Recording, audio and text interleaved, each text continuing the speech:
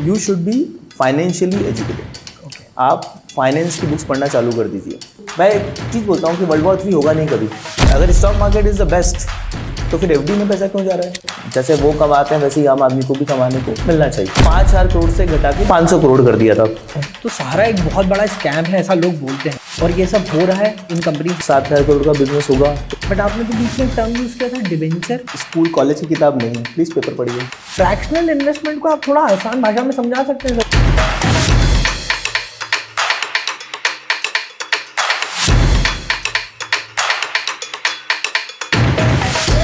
आजकल की जनरेशन के बारे में एक सबसे अच्छी बात यह है कि वो वेल्थ बिल्डिंग पे बड़ी फोकस्ड है।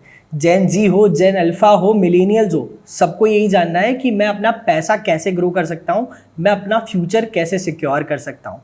और सभी जनरेशन्स को ये बात तो बहुत अच्छे से पता है कि कोई भी तरीका अपना लो, रियल एस्टेट से ज़्यादा सिक्योर तरीका इन्वेस्टमेंट ग्रो करने का और वेल्थ बिल्ड करने का एग्जिस्ट नहीं करता। बट सबके साथ एक इशू ये भी आता है कि हर किसी के पास इतना पैसा है नहीं कि वो एक साथ रियल एस्टेट में बड़ा इन्वेस्टमेंट कर सके। बट हाँ, फ्रैक्शनल इन्वेस्टमेंट जैसी एक चीज़ है जो इन दिनों बड़ी पॉपुलर होती जा रही है। इंडिया में नया कंसेप्ट आया है शायद। इस चीज़ के ऊपर बहुत कम लोग बात कर रहे हैं, बट ये एक बहुत सीक्रेट की कह सकते हैं जो आपको हेल्प करेगी बहुत फास्ट वेल्थ बिल्ड करने में। बट फ्रैक्शनल इन्वेस्टमेंट है क्या, ये समझना बहुत ज़रूरी है उसमें जाने से पहले। और उसी के लिए सेंट्रल इंडिया की एक बहुत पॉपुलर कंपनी है माइक्रोमेट्री, जिसके फाउंडर और सीईओ स्वयं मनोज धनोतिया जी आज हमारे साथ में हैं, और वही हमें बताएंगे कि फ्रैक्शनल इन्वेस्टमेंट क्या है और इस चीज़ के अंदर आज का यूथ कैसे इन्वेस्ट कर सकता है। Manoj ji university of Cincinnati USA से ग्रेजुएट हैं, 15 साल का आईटी एक्सपीरियंस है, और इसके अलावा 15 साल से ज़्यादा समय हो चुका है इन्हें रियल एस्टेट में एक इन्वेस्टर की तरह। और इसके साथ में ही ये इन दिनों इस चीज़ पर फोकस्ड हैं कि मॉडर्न यूथ को वेल्थ बिल्डिंग में कैसे हेल्प कर सकें। ये एक प्रॉपटेक एंटरप्रेन्योर हैं, और इन्हीं से जानना मुझे लगता है सबसे अच्छा होगा कि फ्रैक्शनल इन्वेस्टमेंट क्या है। तो आइए इन्हीं से बात करते हैं। हेलो मनोज सर, बहुत बहुत स्वागत है आपका विटपिट में। Hello Keshav, thank you for having me. कैसे हैं आप? All well. बहुत अच्छा लगा सर आपने इतना समय निकाला हमारे साथ, और हमारे साथ मिलकर लोगों को एजुकेट करना चाहते हैं आप फ्रैक्शनल इन्वेस्टमेंट जैसी चीज़ों के ऊपर। तो वहीं से शुरू करते हैं सर। सबसे पहले तो मुझे आप ये बताइए कि ये तो मुझे बात कहीं रियल एस्टेट की लगती है और आपका बैकग्राउंड आईटी का है, तो फिर आईटी से रियल एस्टेट की जर्नी कैसे शुरू हो गई? केशव, ये जो फ्रैक्चर रियल एस्टेट इन्वेस्टमेंट है, ये आम आदमी के लिए एक बड़ा रिवॉल्यूशन होने वाला है हमारे देश में। हमारे देश के लिए नया है, ये यूएस के लिए नया नहीं है। तो being in US, being in IT professional, और एक जो हमने आईटी बिजनेस रन करा है 15 साल में, वी न्यू द न्यूएंसेस की क्या हुआ है यूएस में। ठीक है, तो वो टेक्नोलॉजी अब इंडिया में एक्सेप्टेबल हो रही है। टियर 1 सिटी में ये ऑलरेडी 4,000 करोड़ का बिजनेस है। There are tons of companies, और 4 मेजर कंपनी हैं जो आ चुकी हैं, जिसमें आपके नितिन कामत जी भी हैं, जीरोदा के ओनर, काफ़ी लोग जानते हैं, स्टॉक मार्केट एक्सपर्ट हैं। प्लस ये जो भी रिवॉल्यूशन आएगी ये टेक्नोलॉजी के कारण होगी। तो प्रॉपटेक नया वर्ड है जिस पे हम बात करेंगे। तो ब्लॉकचेन, आपका टोकनाइजेशन ऑफ रियल एस्टेट, इन्हीं चीज़ों के कारण होगा। तो हमारा आईटी का एक्सपीरियंस इस रियल एस्टेट में काम आने वाला है। ये जो नया सब कुछ होने वाला है हमारे देश में, जिसके बारे में भी हम बात करने वाले हैं। बिल्कुल। तो सर आप तो ये बता रहे हैं कि ये यूएस और टियर 1 सिटीज़ में ऑलरेडी एग्जिस्ट करता है ये कॉन्सेप्ट। हाँ, और फिर भी इसके बारे में लोग बात नहीं कर रहे हैं। हाँ जी, इसके ऊपर आपका क्या टेक है सर? देखिए, इंडिया में टेक्नोलॉजी अडॉप्टेशन बहुत फास्ट नहीं होता है, बट ये जेन जी के साथ में बढ़ते जा रहा है। तो टियर 1 में सब लोग जानते हैं, ऑफिस गोइंग, अगर 4,000 करोड़ का बिजनेस हो चुका है और 7,000 करोड़ का ये बिजनेस प्रिडिक्टेड है 2025, 26, 27 में, तो मतलब लोग पैसा तो लगा रहे हैं, है ना। तो जो हम बोलते हैं mobile app user, finger happy users, जो छोटा छोटा पैसा लगाते हैं, काफ़ी कंपनीज आ चुकी हैं, वो तो लगा रहे हैं। टियर 2 में ये भी कॉन्सेप्ट आया नहीं है, बट ये आएगा। आप इसके बारे में टाइम के साथ और बहुत कुछ सुनने वाले हैं। ओके, तो क्या यही रीज़न है कि आपने माइक्रोमेट्री को शुरू करने के लिए इंदौर को एक हब की तरह चुना है? देखिए, माइक्रोमेट्री स्टार्ट करना और इंदौर स्टार्ट करना दो अलग अलग रीज़न है। ओके। इंदौर हमारा बेसिक प्रीमाइसेस है कि India as a country $10 trillion economy बनेगा, बन ही जाएगा। तो अगर इंडिया ग्रो होगा तो टियर 2 सिटी भी ग्रो होंगी।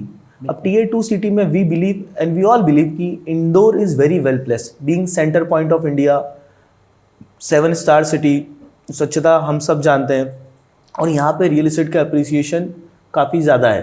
ओके ठीक है, तो that is one why Indore, and then I am from Indore, proudly Indorian, so क्यों ना हम यहीं से स्टार्ट करें। माइक्रोमिट्टी का स्कोप ग्लोबल है। माइक्रोमिट्टी हमने एक छोटा सा अपना कॉन्सेप्ट उसी रियल एस्टेट रिवॉल्यूशन के साथ में जोड़ने की कोशिश करी है, जिसे हम फ्रैक्शनल रियल एस्टेट इन्वेस्टमेंट बोल रहे हैं। तो टियर 1 में जो हो रहा है दैट इज कमर्शियल लीजिंग पे बात हो रही है। आप छोटा छोटा पैसा मोबाइल ऐप के थ्रू लगा सकते हैं, बड़े प्रोजेक्ट में आपको रेंटल यील्ड मिलेगी। तो यदि आप अभी गूगल करेंगे तो आपको सिर्फ यही मिलेगा, कमर्शियल रियल एस्टेट में लीजिंग का पैसा आपको मिले। आम आदमी को बेचा जा रहा है कि एफडी से बेटर रिटर्न मिले, बस यही है। हम इसको थोड़ा आगे ले जाना चाहते हैं।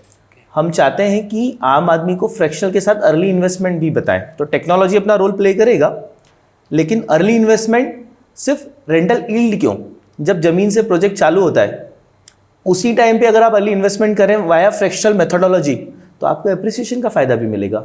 ये इंडिया में कोई भी नहीं कर रहा है, ठीक है। और हम ग्लोबल पैसा इंडिया में लाना चाहते हैं, और इंडिया में जब पैसा आएगा तो टियर 1 में तो लैंड है नहीं, आना उसे टियर 2 में ही है। बिल्कुल, तो हम ब्रांड इंदौर को आगे ले जाना चाहते हैं। हम इंदौर जो शहर है जिस तरीके से आगे बढ़ रहा है, हम चाहते हैं कि बाहर की कंपनीज यहाँ पर आए, और जब वो कंपनीज यहाँ पर आएंगी और जो ग्रोथ होगी इसमें इंदौर के लोग और even across India office going आम आदमी भी पार्टिसिपेट करे। तो माइक्रोमिट्टी का विजन थोड़ा बड़ा है। ओके, काफ़ी बढ़िया सर, काफ़ी अच्छा लगा सुन के। आपने बीच में बात करते समय एक टर्म यूज़ करी, अर्ली इन्वेस्टमेंट, इसे आसान भाषा में समझा सकेंगे?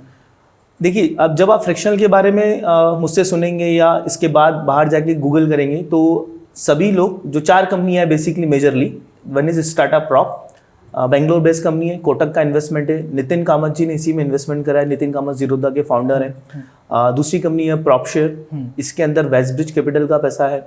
फिर आप और कंपनीज के नाम सुनेंगे, लाइक अल्डीआरएक्स, एजबेट्स, ये कुछ अर्ली कंपनीज है जिन्होंने फ्रैक्शनल में काम किया। बट ये सारी कंपनी फ्रैक्शनल में आपको ये बोल रही हैं कि उस बिल्डिंग में पैसा लगाओ जहाँ से रेंटल यील्ड आती हो, और आम आदमी को प्रोडक्ट बना के बेचा जा रहा है कि आपको एफडी से बेटर पैसा मिलेगा रेंटल यील्ड के थ्रू, मे बी 12%, 15%, जो एफडी रेट से बेटर है।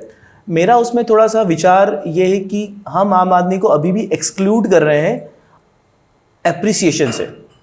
तो प्रॉपर्टीज, जो भी जमीन है, जब प्रोजेक्ट बनना चालू हुआ, बन के बिल्डिंग खड़ी हो गई, ठीक है, फिर आपने रेंटल पे लगाई, तब आप मुझे बोल रहे हैं फ्रैक्शनल करिए। ठीक है, अच्छी बात है, मुझे एंट्री मिल रही बड़े प्रोजेक्ट में, लेकिन जब बिल्डिंग बन रही थी और जो एप्रिसिएशन हो रहा था, जो 30-40% होता है, कई बार 100% होता है, हम उसमें भी पार्ट नहीं है। ठीक है, तो ये फ्रैक्शनल के साथ मैं जोड़ना चाहता हूं अर्ली फ्रैक्शनल इन्वेस्टमेंट। ओके, तो शायद आप मुझे ये बताना चाह रहे हैं कि जहां दूसरे लोग बहुत लेटर स्टेज हो जाती है, जब रियल एस्टेट की लाइफ मतलब साइकिल में वो प्रोजेक्ट आगे बढ़ चुका होता है, तब दूसरे लोग फ्रैक्शनल इन्वेस्टमेंट ऑफर कर रहे हैं। वहीं पर माइक्रोमिट्टी एक अर्ली लाइफ साइकिल के अंदर ही, उस प्रॉपर्टी के अर्ली लाइफ साइकिल में ही हमको एंट्री दे देती है। बिल्कुल, डे 1 पर जिस दिन हमने सोचा कि यहाँ एक प्रोजेक्ट बनेगा, बिल्डिंग बनेगी, रेंटल पे लगेगी और मुझे यील्ड आएगी, उसी दिन आपकी एंट्री होनी, just like any other builder या कॉलोनाइजर। जैसे वो कमाते हैं वैसे ही आम आदमी को भी कमाने को मिलना चाहिए।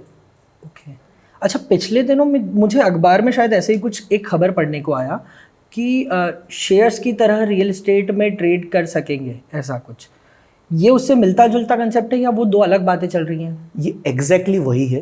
ओके, अब क्योंकि ये बाजार, जैसे मैंने बोला, 4000 करोड़ का हो गया है। हाँ जी, आपको इन 4 बड़ी कंपनी के अलावा 15 और कंपनीज के नाम मिलेंगे। तो सेबी इसमें अपना एक व्यू रख चुका है। तो सेबी पिछले 1 साल से सारे स्टेक होल्डर्स, जो कंपनीज फ्रैक्शनल में काम कर रही हैं, क्योंकि ये नया है ना, तो इसमें रूल्स एंड रेगुलेशन वो बना रहा है। उनका एक गैजेट नोटिफिकेशन अब आ चुका है 8 मार्च को, जो आपने पेपर में पढ़ा। तो उसको उन्होंने एक लीगल एस्पेक्ट दिया है, जिसको बोलते हैं real estate investment trust. Concept नया नहीं है। आपने बेंगलोर में एम्बेसी पार्क, बीकेसी, मुंबई में ये जो बिल्डिंग्स बनती थी, इसमें पैसा पहले रियल एस्टेट इन्वेस्टमेंट ट्रस्ट के थ्रू ही आता था। तो ये बेसिकली स्टॉक मार्केट में लिस्ट हो जाती है कंपनीज, बाजार से पैसा उठाती है और ये 5000, 10,000, 15,000 करोड़ के प्रोजेक्ट्स बनाते हैं। सेबी ने आज से करीबन 1.5-2 साल पहले इसको, जो AUM वर्ड होता है, असेट अंडर मैनेजमेंट, उसको 5000 करोड़ से घटा के 500 करोड़ कर दिया था। कि अगर आपके पास में 500 करोड़ तक का असेट है तो भी आप बाजार से 1 नंबर में पैसा लेकर फ्रैक्शनल इन्वेस्टमेंट कर सकते हैं। तो हम लोगों ने तभी से कंपनी स्टार्ट चालू कर दिया था। लेकिन अब क्योंकि इतना तेजी से पॉपुलर होते जा रहा है, सेबी ने इस इन्वेस्टमेंट को भी घटा के 50 करोड़ कर दिया है।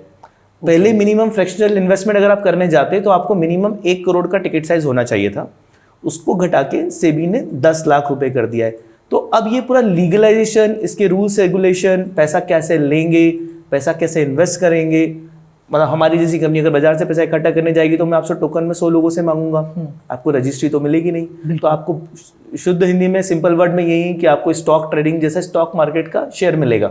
ओके, तो इस पे रूल्स रेगुलेशन बन रहे हैं, अभी भी बड़ा अर्ली है, बट ये डिस्ट्रप्टिव होने वाला है, ये बड़ा आसान होने वाला है आम लोगों के लिए इन्वेस्टमेंट करना वाया दिस मेथोडोलॉजी। अच्छा, शायद इसीलिए, मतलब मैं थोड़ा सा कंफ्यूज हो रहा था जब आप मुझे बोल रहे थे कि सेबी, क्योंकि सेबी तो जितना मैं आज तक जानता हूँ सेबी तो स्टॉक्स और शेयर्स और कमोडिटीज़ इनको कंट्रोल करती है। तो मैं बीच में कंफ्यूज हो रहा था और मेरे हिसाब से शायद दर्शकों को भी थोड़ा सा कंफ्यूजन ज़रूर हुआ होगा कि एक तरफ हम तो रियल एस्टेट की बात कर रहे हैं जहाँ अक्सर रेरा जैसी बॉडीज़ का नाम आता है, रजिस्ट्रार्स का नाम आता है, और फिर अचानक से सेबी की एंट्री। आप थोड़ा सा इस पर रोशनी डालना चाहेंगे कि सेबी एक रियल एस्टेट मार्केट में क्या कर रही है? देखिए, यहीं पे माइक्रोमिट्टी का जो विजन है कि we want to educate people. हाँ, स्टॉक मार्केट में भी सेबी उससे कहीं ज़्यादा करता है जो अभी अब आपने बोला। ओके, सेबी म्यूचुअल फंड्स को भी रेगुलेट करता है। हाँ, ये भी आप लोगों ने सुना है। हाँ, आप लोगों में, हम लोगों में, आम लोगों ने। सेबी एआईएफ को भी रेगुलेट करता है। अब एआईएफ क्या होता है? Alternative investment funds. अभी जो टर्मिनोलॉजी है ना, ये एचएनआईज के लिए बनाई गई है। बड़े लोग जिनके पास बहुत पैसा है करोड़ों में, इनको हम ट्रस्टेड इन्वेस्टर भी बोलते हैं या एक्रीडेटेड इन्वेस्टर्स भी बोलते हैं। तो वेल्थ, आपने बैंकिंग में सुना, कोटक में कोटक वेल्थ बैंकिंग अलग से है, आईसीआईसी में आईसीआईसी वेल्थ अलग से है। ये सब डिपार्टमेंट्स होते हैं क्या है, बड़े लोगों के साथ काम करते हैं। उनके रूल्स एंड रेगुलेशन भी सेबी ही मैनेज करता है। जैसे आपने सहारा का केस आम आदमी को पता है, जैसे बाजार से पैसा लेते, वो भी सेबी ही रेगुलेट कर रहा था। तो बाजार से आप किसी भी तरीके से पैसा लेते हो और आम आदमी से लेते हो तो सेबी वो सब चीज़ों को कंट्रोल करता है, not just stock market, mutual fund या एआईएफ। तो ऐसी नई टर्मिनोलॉजी को हम लोगों तक पहुंचाना चाहते हैं, हम आम आदमी तक पहुंचाना चाहते हैं, और ये सब इसीलिए पॉसिबल हो पा रहा है क्योंकि टेक्नोलॉजी आ गया है। बिल्कुल ठीक है, तो टेक्नोलॉजी, आप मोबाइल पे एक बटन दबा के इन्वेस्टमेंट कर पा रहे हो। तो अब सेबी भी चिंतित है कि अगर एक मोबाइल के बटन दबाने पे हर आदमी लगा रहा है और आपको ऐड दिखने 20% का रिटर्न, 30% का रिटर्न, तो वो मिस सेल हो रहा है। ओके, है ना? तो वो वैसा ना हो तो सेबी उसके रूल्स से नेगोशिएशन लाएगा। इसमें रेरा का भी रोल आएगा, इसमें आरबीआई का भी रोल आएगा, इसमें ministry of corporate affairs, companies का भी रोल आएगा। अब ये सब कुछ नया है, तो नए रूल्स बनेंगे, नई बॉडीज बनेंगी। Okay, okay. आपने इसी चीज़ में बात करते करते एक बहुत बड़ा नाम मेंशन किया, सहारा, जिसके ऊपर लोग अक्सर अनकंफर्टेबल हो जाते हैं बात करने में। मैं चाहूँगा कि आप थोड़ा सा हम लोगों को बताएं कि सहारा के केस में हुआ क्या था, कैसे वो प्रॉब्लम क्रिएट हुई थी, और कैसे आज का जो मार्केट है शायद क्या वो रिपीट हो सकता है आज के उस समय जो हो गई थी प्रॉब्लम, सहारा वाली प्रॉब्लम क्या रिपीट होने को देखने को मिलेगी वापस? देखिए, बड़ा अच्छा एग्जाम्पल है सहारा। एक्चुअली मैं ऐसा बोलूँगा कि वो उन्होंने किया यही था, बाजार से पैसा काफ़ी लोगों से लिया और सहारा ने जो रियल एस्टेट में एम्पायर बनाया उसमें पैसा गया। प्रॉब्लम तब ये थी कि टेक्नोलॉजी नहीं थी, डिजिटाइजेशन नहीं था। अब उन्होंने कैसे पैसा लिया, उसका रिकॉर्ड कहाँ था, किससे लिया? तो जो लोग ये केस समझते हैं, सुप्रीम कोर्ट का यही था कि आपने पैसा लिया, ठीक है, किससे लिया बताइए। तो कोई डेटा नहीं था। जो उन्होंने डेटा भेजा था ट्रक भर के, वो लोग पाए ही नहीं गए। ठीक है, तो किया उन्होंने यही था, पूरे बाजार से काफ़ी लोगों से पैसा लिया, रियल एस्टेट में लगाया और कोई कंप्लेंट करने आया नहीं। तो अब वो थोड़ा ग्रे एरिया, हम उस पर डिस्कशन यहीं रोक देते हैं कि उन्होंने करने की कोशिश करी बट लीगल नहीं था। अब जो हो रहा है वो 100% लीगल है। क्या इसके सारे रूल्स डिफाइन हो चुके हैं? नहीं, ये अभी भी ग्रे एरिया है। कुछ लोग प्रॉपटेक बोल रहे हैं, सेबी रेगुलेट करेगा। अल्डीआरएक्स जैसी कंपनी है, उसको फिनटेक बोल रही है। काफ़ी सारी कंपनियां आपको कंपनी में पार्टनर बना के डिबेंचर और शेयर्स इशू कर रही है। ठीक है, अब होगा क्या, ये जो मैं जितना बोल रहा हूँ हो सकता है काफ़ी लोगों को समझ में ना आया अगेन कि अरे ये बड़ा लीगल पेचीदा हो गया है। हम यही एजुकेट करना चाहते हैं कि वापस इसको अगर आपने पेचीदा समझ के पार्ट नहीं लिया तो आम आदमी फिर इस रिवॉल्यूशन से बाहर रह जाएगा। हम चाहते हैं कि आप इनको समझें, ये टफ नहीं है, बड़ा इजी है। और मेरे बोलने से आपको सिर्फ इतना समझना है कि आप नहीं भी समझेंगे तो 4,000 करोड़ का इन्वेस्टमेंट लोग कर रहे हैं। हम चाहते हैं कि लोगों को बता के इन्वेस्टमेंट करवाएं कि क्या तरीका सही है, सेबी की गाइडलाइंस क्या है।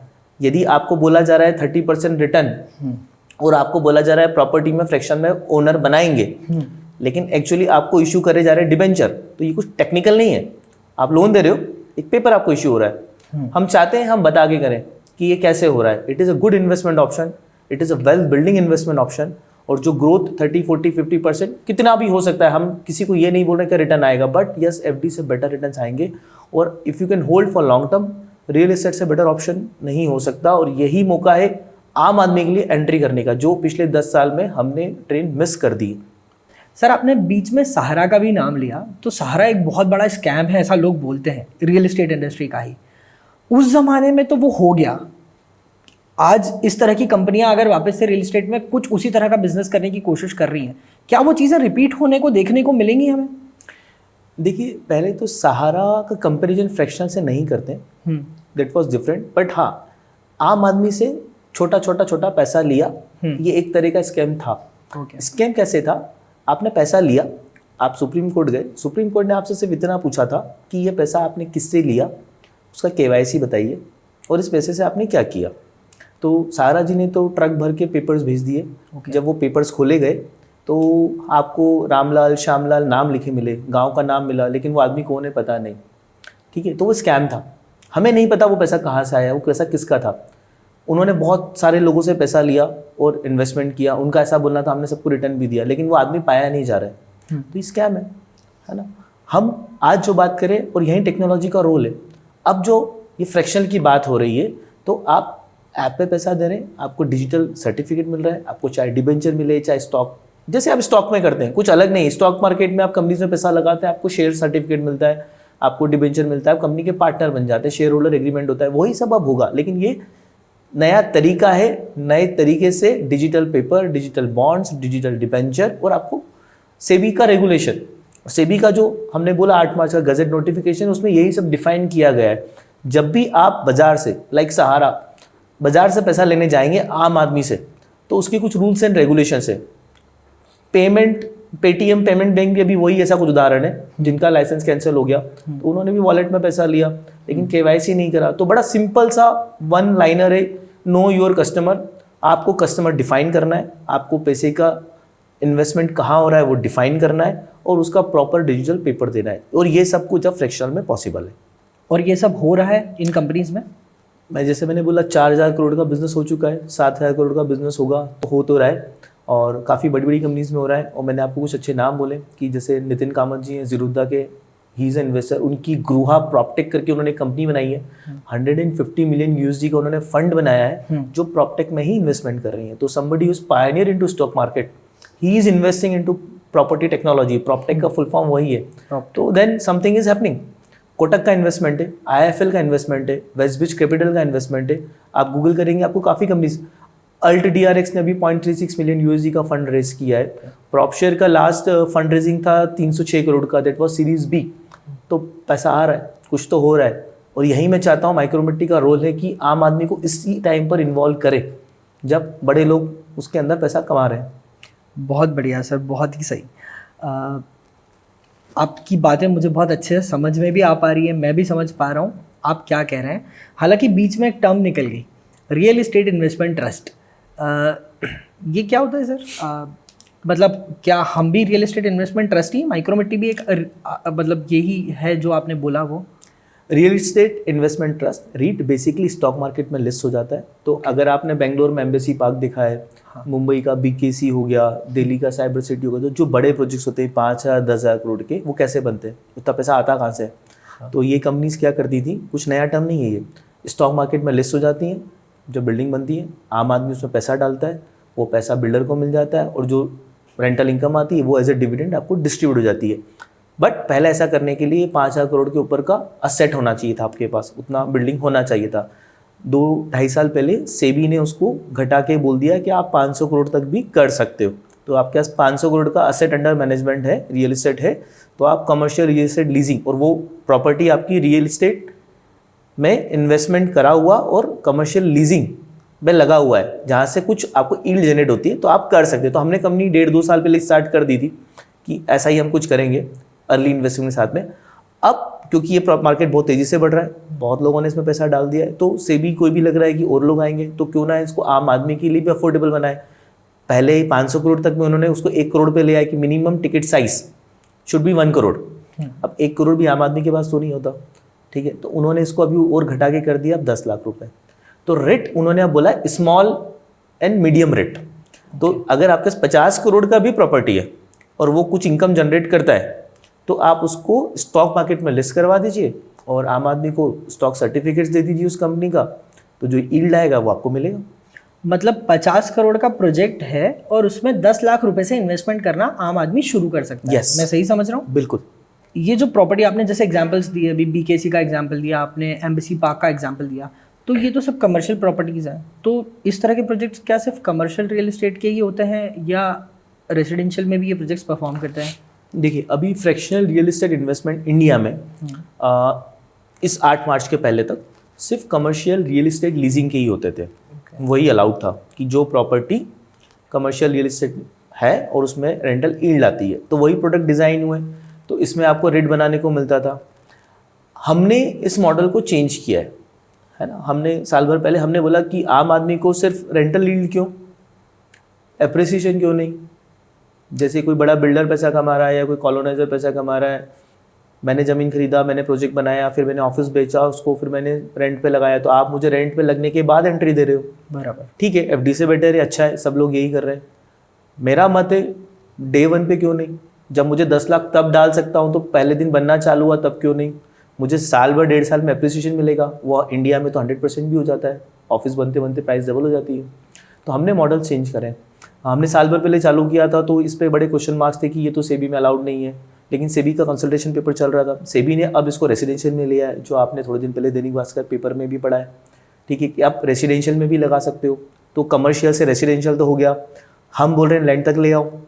जब आप कमर्शियल रेडी कर दिया, आपने रेसिडेंशियल रेडी कर दिया, तो लैंड में क्यों नहीं, मैं लैंड में फ्रैक्शनल क्यों नहीं कर सकता। जब कोई कॉलोनाइजर ज़मीन, कच्ची ज़मीन किसान से खरीदता है तब लैंड सबसे सस्ती होती है, फिर उसका डेवलपमेंट होता है, फिर आपको प्री लॉन्च में बुलाया जाता है और लॉन्च में एक प्लॉट दे दिया जाता है। प्लॉट सबसे महंगा आप खरीदते हो, 12% की रजिस्ट्री करते हो, 3 से 5 साल होल्ड करते हो, तो आपको तो वेट करना पड़ता है।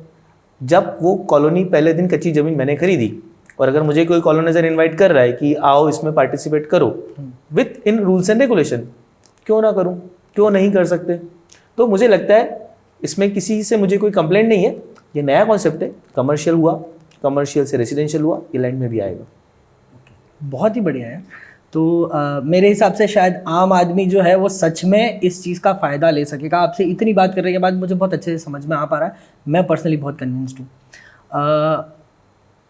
अगर हम ऐसे बात करें प्रोफेशन वाइज, तो आपको क्या लगता है, अगर आप अपनी टारगेट ऑडियंस डिफाइन करना चाहें या कि केशव ये जो लोग हैं ना इनको सबसे ज़्यादा बेनिफिट मिलने वाला है, तो ऐसे कौन लोग होंगे जो इस तरह की स्मॉल और मीडियम रिट्स जैसा आपने कहा से फ़ायदा उठा सकेंगे?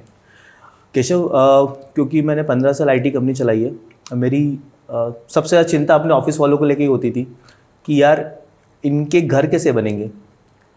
ये तो प्लॉट भी अफोर्ड नहीं कर पा रहे, चाहे आपकी सैलरी आज 5 लाख 10 लाख इवन 15 लाख वाला भी, आज इंदौर का एग्जांपल लेते हैं, 1 करोड़ से नीचे तो कोई प्लॉट नहीं मिलता, एक्चुअली 2-2.5 करोड़ से नीचे अच्छा नहीं मिलता। आप तो प्रॉपर्टी बना ही नहीं पा रहे हो। बिल्कुल, वो अलग बात है कि मम्मी पापा का घर है, क्योंकि आपका सारा पैसा जा रहा है स्टॉक मार्केट में, which is okay. Real estate में क्यों नहीं जा रहा है? छोटा सा रीज़न है कि वो हमारे इंडिया में बी का पार्ट का टॉपिक भी है ना। बी का पैसा ऑफिस गोइंग आदमी के पास नहीं होता, तो मैं कैसे खरीदूंगा, मैं तो प्रॉपर्टी बना नहीं सकता। हम चाहे इसको मतलब इस डिस्कशन को अवॉइड कर सकते हैं, बी पार्ट बड़ी सच्चाई है, नहीं हमारे देश की सच्चाई है। मुझे ऐसा लगता है कि खुल के बात करेंगे तो शायद लोगों तक पहुंच पाएंगे। मैं खुल के बोल रहा हूँ, बी का पार्ट होता है, हम नहीं ले पाते है ना, हम अफोर्ड करना चाहें तो भी नहीं कर सकते। तो एक का पैसा मेरे पास अगर 15 लाख 25 लाख, ये मेरा ऑब्जर्व बहुत रियल और आम आदमी जानता है। आप जितनी भी सैलरीड क्लास है, आपके अकाउंट में 5 लाख 10 15 20 25 लाख होगा, ठीक है। तो मैं मेरा प्लॉट कैसे खरीदूंगा, मेरा घर कैसे बनाऊंगा, राइट? ये फ्रैक्शनल से होगा। तो मेरा ऑडियंस सबसे पहले ऑफिस गोइंग लोग, ओके, वर्किंग क्लास, ओके। ये आज अगर 25 लाख दे सकते हैं तो 3 साल में फ्रैक्शनल करते करते इनका घर बन जाएगा, वरना आप कोई प्लॉट अफोर्ड नहीं कर पाओगे। होता क्या है, जब तक आपकी सैलरी 20% 15% ग्रोथ होगी 3-5 साल में, तब तक प्रॉपर्टी 40 50 100% ग्रो हो जाएगी। तो फिर आप क्या करोगे? ठीक है, मुझे होम लोन लेना, दैट इज़ वन ऑप्शन, लेकिन होम लोन भी मैं कब ले सकता हूँ? जब पूरी कॉलोनी डेवलप हो जाएगी तब। तो तब तक तो प्लॉट के प्राइस डबल हो गए, मुझे डबल में लेना पड़ेगा। तो आज कहीं अर्ली इन्वेस्टमेंट का मुझे मौका मिल जाए, कॉलोनी की कच्ची ज़मीन खरीदी है, मुझे पता है टीएनसी होने वाला और यहाँ बनेगा, मैं फ्रैक्शनल इन्वेस्टमेंट करना चाहता हूँ और यही अपॉर्चुनिटीज हम प्रोवाइड करना चाहते हैं आप लोगों को। फ्रैक्शनल इन्वेस्टमेंट को आप थोड़ा आसान भाषा में समझा सकते हैं सर? थोड़ा टेक्निकल ज़्यादा हो जाता है मेरे जैसे लोगों के लिए, तो थोड़ा सा किसी एग्जांपल वगैरह के साथ आप समझा सकें अगर फ्रैक्शनल इन्वेस्टमेंट क्या है। देखिए, फ्रैक्शनल नया कुछ नहीं है, पुराने ज़माने में भी हमारे जो गांव के लोग आपस में मिलके ज़मीन खरीदा करते थे, ठीक है, उस पर एक साथ खेती किया करते थे, फसल आती थी बेचते थे बाज़ार में, बांट लेते थे। इसको ज़मींदारी सिस्टम भी बोलते थे, ठीक है, लेकिन एक ही ज़मींदार होता था, बाकी सब उसमें काम करते थे। मॉडर्न वर्ल्ड में जितने भी बड़े प्रोजेक्ट हैं, है ना, तो कंपनी बन जाती है, प्राइवेट लिमिटेड कंपनी बन गई, सारे शेयर होल्डर बन गए, ज़मीन लिया, डेवलपमेंट किया। टाटास का हाउसिंग प्रोजेक्ट आ रहा है तो टाटा में शेयर होल्डर हैं आप सब लोग, फ्रैक्शनल नहीं है। गोदरेज का कंपनी है, DLF का भी कंपनी है, तो नया कुछ नहीं है, लेकिन इसमें फ्रैक्शनल किसने कर रखा है? HNIs ने, बड़े लोगों ने, जिनके पास 100 करोड़ है, 500 करोड़ है, 50 करोड़ है, वो लोग आपस में मिलकर बड़े बड़े प्रोजेक्ट करते हैं, ठीक है, यही फ्रैक्शनल है। अब हम फ्रैक्शनल बोल रहे हैं तो आम आदमी की बात कर रहे हैं, क्योंकि हमने टिकट साइज़ घटा दिया, हमने बोला 10 लाख 25 लाख हमारे लिए नया है, आम आदमी के लिए नया है। HNI जो बड़े लोगों के लिए नहीं है, वो मिलके ही करते हैं। एक वर्ड कार्टेल भी यूज़ होता है ना, कोई भी प्रोजेक्ट हुआ, किसी भी तरह का बड़ा प्रोजेक्ट हुआ तो कुछ लोग मिलके बिडिंग करते हैं, इकट्ठा पैसा लगाते हैं, करते हैं। शहर में रियल इस्टेट में अगर आप बात करेंगे तो बहुत सारे प्रोजेक्ट में बहुत सारे ग्रुप्स बने हुए हैं, इंदौर में भी बहुत सारे ग्रुप्स हैं, मिलके ज़मीन खरीदते हैं, मिलके प्रोजेक्ट बनाते हैं, जब बिक जाता है तो आपस में पैसे बांट लेते हैं, यही फ्रैक्शनल है। बट सर, जैसा आपने बताया कि 50 करोड़ 100 करोड़ 1000 करोड़ के इन्वेस्टर्स हुआ करते थे जो फ्रैक्शनली अपना पैसा मिला करके लगाते हैं यूजुअली, और इन दोनों हम आम आदमी पर कोशिश कर रहे हैं कि आम आदमी मिलकर पैसा लगाएं और वो रियल एस्टेट में ग्रोथ ले सकें। बट अक्सर ऐसा देखने को मिलता है कि आम आदमी को इतनी आसानी से रियल एस्टेट जैसी इंडस्ट्री पे भरोसा नहीं होता है। आज भी लोग bank FD, mutual funds, SIPs, इस तरह के इन्वेस्टमेंट मेथड्स को ही बहुत प्रेफर करते हैं। तो क्या इसके ऊपर आपका क्या टेक है? चलिए आप वो बताइए मुझे। देखिए, भारत में 1 बिलियन की जो पॉपुलेशन है, स्टॉक मार्केट भी बहुत बड़ा इन्वेस्टमेंट एवेन्यू अभी नहीं है, इट इज़ ग्रोइंग, क्योंकि ईजी है, आप 5 रुपये भी इन्वेस्टमेंट कर सकते हैं, इसलिए ज़्यादातर लोग उसमें चले जाते हैं, है ना। बहुत सारे लोग हैं, अगर stock market is the best तो फिर FD में पैसा क्यों जा रहा है? बहुत सारे लोग हैं जिनको दो एस्पेक्ट है, एक तो उनका कैपिटल सेफ चाहिए, भैया मैं रिस्क नहीं ले सकता स्टॉक मार्केट की। बहुत सारे लोग हैं जिनको स्टॉक मार्केट भी नहीं समझता, ठीक है। इनफैक्ट मैं तो बोलता हूँ 99% मिडिल क्लास या ऑफिस गोइंग लोग जो स्टॉक मार्केट में पैसा डाल रहे हैं वो टिप्स के बेस पे डाल रहे हैं। आप किसी से पूछो कि आपने एक शेयर खरीदा, इसका PE क्या है, किसी को नहीं पता। तो 33 गुना ज़्यादा वैल्यूशन पे भी आप शेयर खरीद रहे हो, 73 गुना ज़्यादा जिसको हम PE बोलते हैं आप खरीद रहे हो। अभी काफ़ी सारे म्यूचुअल फंड है, इन्होंने पैसा लेना बंद कर दिया है उनकी स्कीम्स में, क्योंकि उन्हें लग रहा है कि स्टॉक मार्केट तो बहुत तेज चला रहा है, एक्चुअली कंपनी उतना बढ़ नहीं रही है, तो उन्होंने पैसा लेना बंद कर दिया कि हम डालेंगे, ठीक है। तो रियल इस्टेट का डर और स्टॉक मार्केट में आदमी पैसा क्यों डालता है? दो अलग अलग चीज़ें। क्यों डालता है? ईजी है डालना, जीरोधा जैसी ऐप आने के बाद में और आसान हो गया, सबको लगता है बटन दबाओ पैसा डालो, क्योंकि ये भी स्टॉक मार्केट बहुत फास्ट चल रहा है, तो हर आदमी एक्सपर्ट है ना। जिसने रिसेशन देखा है, जिसने स्टॉक मार्केट में पैसा डूबते देखा, उन्हें पता है कि रिस्क तो वहाँ भी है। तो इन्वेस्टमेंट कहीं भी करेंगे तो रिस्क तो हमेशा है ना, इसमें कोई प्रॉब्लम नहीं है। FD में रिस्क नहीं है, बट FD में रिटर्न ज़्यादा नहीं है, 6% 7%, टैक्स कट के आपके हाथ में आता है 5% 4%, जो इन्फ्लेशन से भी कम है, तो आपका नुकसान हो रहा है। तो एक जो बहुत बड़ा फैक्टर है वो है फाइनेंशियल एजुकेशन। हमारे देश में अभी भी आम लोगों में फाइनेंशियल एजुकेशन नहीं है, ठीक है। वो लोग नहीं समझते हैं कि पैसा कहाँ लगाना है। यूजुअली आम आदमी पैसा लगाता है आस पड़ोस में पूछ कर, मेरा यार दोस्त पैसा कहाँ लगा रहा है, मुझे ब्रोकर ने बोल दिया तो लगा दिया, है ना, कुछ भी हो सकता है। तो अब रियल इस्टेट में आपने लगा दिया, कहीं लगा दिया, अब स्कैम्स होते हैं, क्योंकि एक्चुअली अगेन आपको पता नहीं कि प्रॉपर्टी का आप सर्च वेरिफिकेशन 1925 तक के पेपर देखने होते हैं, चेन पेपर, लोगों को ये भी नहीं पता है। आप एक रजिस्ट्री देख लेते हो, पीछे की रजिस्ट्री देख लोगे, कॉलोनी में तो आप जाके एक्चुअली कोई चेन पेपर देखते भी नहीं हो, लोगों को नहीं पता है। यहीं हम एजुकेट करना चाहते हैं, यहीं पे प्रॉब्लम है। तो real estate actually is a safe investment, आपका पैसा कम नहीं होता। हाँ, रियल इस्टेट की रियल प्रॉब्लम है लिक्विडिटी, ओके, ठीक है। जो लोग FD में पैसा डाल रहे हैं, लिक्विड है, कल जरूरत किया तोड़ा FD से पैसा आ गया। स्टॉक मार्केट भी लिक्विड है, भले लॉस में बेचना पड़ेगा तो बेच देंगे, लेकिन लिक्विड है। रियल इस्टेट का पैसा है कि कल तो नहीं बिकेगा, है ना। यहीं पे फ्रैक्शनल में भी उसमें बहुत बड़ा एडवांटेज है, ओके। आपकी लिक्विडिटी बन सकती है। कैसे? देखिए फ्रैक्शनल में डिपेंडिंग ऑन किस स्कीम में आप पैसा लगा रहे हो, अभी जो कंपनीज काम कर रही हैं वो आपको ऑप्शन देती है कि हम आपका पैसा जो फ्रैक्शनल इन्वेस्टमेंट, अगर छोटा टिकट साइज है तो हम किसी दूसरे सेलर को सेल कर सकते हैं। आगे चल पे इसमें स्टॉक मार्केट के अंदर ही सेबी ट्रेडिंग भी ले आएगा। तो जैसे आप स्टॉक मार्केट में ट्रेडिंग कर रहे हैं, शेयर्स को बेच रहे हैं, वैसे वैसे यूनिट्स आप बेच सकते हैं। हमें लगता है भाई बहुत जल्दी आ जाना चाहिए। ओके, शायद इसी तरीके से हम इस चीज़ को एड्रेस भी कर पाएंगे फिर कि क्योंकि आम आदमी लिक्विडिटी वाले कारण से अगर वो एफडी पे जा रहा है, सॉरी स्टॉक मार्केट में जा रहा है, क्योंकि एफडी में तो वैसे भी लिक्विडिटी कहाँ होती है, वहाँ तो लॉकिंग पीरियड जैसा कुछ होता है। तो इसी तरीके से हम लोगों को शायद रियल एस्टेट में इन्वेस्टमेंट करने के लिए भरोसा दिला पाएंगे। हाँ, क्योंकि आपको एक टोकन मिला है, एक छोटा सा यूनिट मिला है किसी बड़े प्रोजेक्ट का, और क्योंकि आपको अर्ली इन्वेस्टमेंट कर दिया था तो उसका वैल्यूएशन तो बढ़ते जा रहा है। तो वैल्यूएशन बढ़ रहा है मतलब प्राइस बढ़ गया है। अब आपको बायर ढूंढना, तो पहले होता था पूरी प्रॉपर्टी का बायर ढूंढो, अभी आपको एक छोटे से यूनिट का बायर ढूंढना है जो मिल जाएगा। और वो टोकन क्या होगा, मतलब जैसे हम लोगों ने अगर आपके थ्रू इन्वेस्टमेंट किया तो हम लोगों को वो टोकन क्या मिलेगा, मतलब कोई सर्टिफिकेट है, कोई डिजिटल आईडी है, क्या है? देखिए अब ये जो इकोसिस्टम में कंपनीज काम कर रही हैं, स्ट्राटा हो गया, प्रॉपशेयर हो गया, या आपका एचबिट्स हो गया, ये 3 पायनियर कंपनीज हैं। Depending on project to project, usually आपको ये एक प्राइवेट लिमिटेड कंपनी में ओनर बनाती है और आपको एक डिबेंचर इशू करती है। डिबेंचर क्या होता है? बड़ा सिंपल सा लीगल डॉक्यूमेंट है कि आपने कंपनी को लोन दिया है, लोन के अगेंस्ट आपको गारंटी डॉक्यूमेंट दे दिया रिटर्न का। अब उस कंपनी में सिर्फ एक ही काम होगा, टेक्निकल टर्म होता है एसवीपी, है ना। एसवीपी आपका एक टर्म है कि वो कंपनी में सिर्फ और सिर्फ ये प्रॉपर्टी खरीदा जाएगा। इस प्रॉपर्टी से जो रेंटल इनकम आएगा वो आपको कंपनी के आप भी मालिक हो, जितना परसेंटेज आपका उसमें इन्वेस्टमेंट उतना आपको रिटर्न मिल जाएगा।